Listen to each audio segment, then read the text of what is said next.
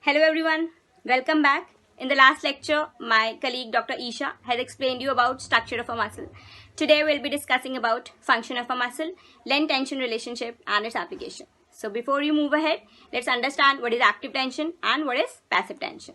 So let's take the example of this TheraBand. Imagine this as a muscle fiber. So once I am stretching it means I am lengthening the muscle fiber. There will be some tension which will be developed due to non-contractile structures of the muscle fiber.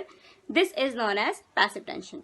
Once I am leaving it, there will be some contraction due to contractile structures of the element. This is known as active tension. Let's move ahead and understand what is length-tension relationship graph. Length-tension relationship, it is a direct relationship between isometric tension developed in the muscle fiber and length of a sarcomere.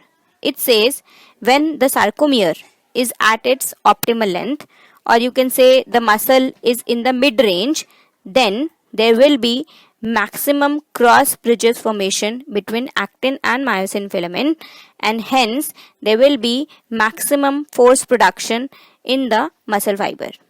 But once the sarcomere length starts reducing, or you can say whenever the muscle is in its shortened position, then there will be overlapping of actin and myosin filaments, and hence the cross bridges will not be formed properly, and hence the force production will be reduced.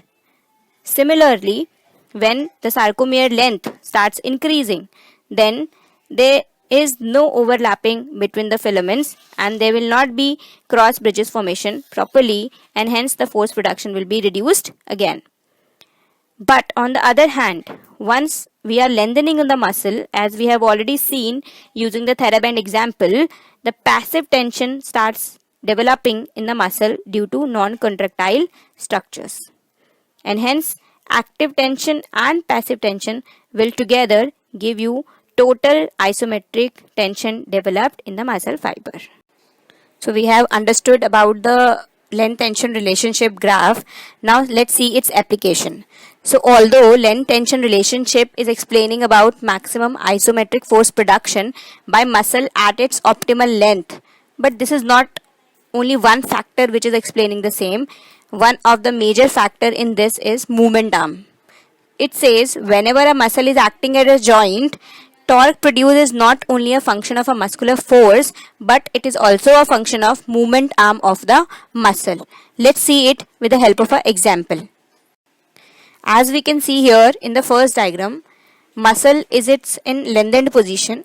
So the isometric force production will be less according to length tension graph, and at the same time movement arm is also less over here. So definitely the total torque produced will be less. But once the muscle starts shortening, again due to the shortened position, force production will be less, but here there is a favor of movement arm.